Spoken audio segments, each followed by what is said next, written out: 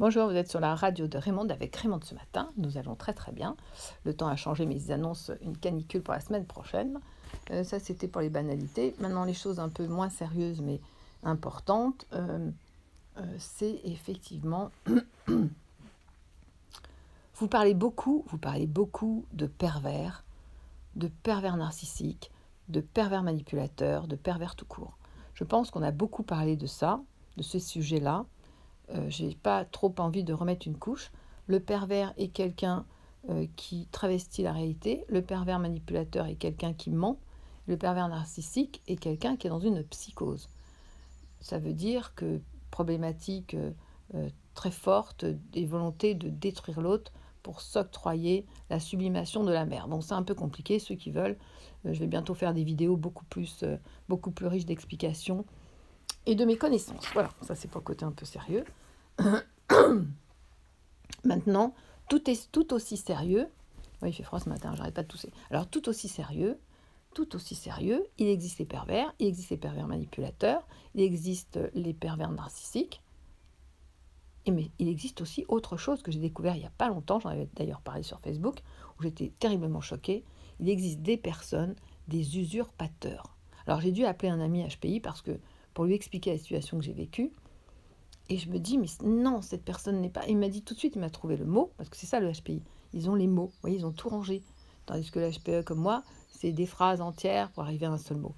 Donc il existe des usurpateurs. Alors qu'est-ce que c'est qu'un usurpateur? Parce que le surdoué, le HP, se fait mais grandement avoir par des usurpateurs qui les laissent sans voix et à qui on ne peut rien prouver. C'est presque le même phénomène qu'un pervers. Ce n'est pas une situation perverse, c'est de l'usurpation. Alors c'est quoi l'usurpateur? C'est celui qui va rester, comme ça vient de m'arriver, à côté de vous, très gentiment, qui va être super bienvenant. Moi, il est resté près de moi pendant 1 an, nous avons échangé, je me suis confiée à lui sur mes problèmes personnels, en apportant des solutions de ma connaissance. Donc l'usurpateur, il va prendre, il est là sur vos besoins, et puis d'un seul coup, vous avez des doutes. D'un seul coup, il y a un truc qui est bizarre. Non, mais tout de suite, il colmate, il vous explique le pourquoi du comment, parce qu'il a senti que vous aviez un doute. Et il va continuer comme ça, et ça prend beaucoup de temps. Et là, les personnes vont vraiment, qui ont subi de l'usurpation, vont vraiment reconnaître la situation. C'est que au bout d'un moment, la personne va dire à tout le monde, ah ben non, Raymond, elle n'existe pas, Raymond, elle ne continue pas son travail, c'est moi qui vais prendre la suite. C'est ça l'usurpation. Donc d'un seul coup, tout ce que vous avez donné de bon cœur, qui est la connaissance, qui est la façon de faire, la personne, elle vous a vu, elle a vu comment vous fonctionnez, elle a vu comment la connaissance vous la diffusiez, elle a vu comment vous faisiez, vous vous êtes confié à lui parce que le surdoué a toujours besoin d'un confident pour justifier qu'il n'est pas fou et qu'il ne parle pas tout seul et qu'il est dans l'échange et le partage. C'est une raison de vivre pour lui. Et donc, moi, au bout d'1 an, et j'entends ça maintenant chez mes patients, au bout d'1 an, je me suis dit, mais qu'est-ce qui s'est passé? Donc après, si vous dénoncez, c'est-à-dire si vous dites, pas dénoncer, mais relater les faits, j'en ai fait les frais. Si vous dites les choses, mais on vous prend pour une drôle de méchante. Donc vous n'avez plus le choix que de vous taire. Vous enterrez, T-E-2-R-E. Et l'autre personne, elle a fait déjà, entre-temps, elle a fait tout est bien mis en place, elle a récupéré tout ce que vous avez semé, elle a même eu le temps d'arroser, de le faire pousser, elle en est juste à la récolte. Donc elle va récolter les fruits de votre travail. C'est ça l'usurpateur. Et vous ne pouvez rien dire parce que la personne devient très forte, elle a pris toutes les données. Alors est-ce que la personne a intégré les données? Bien sûr que non. Est-ce que la personne, elle sait? Bien sûr que non. La personne, c'est comme du commercial.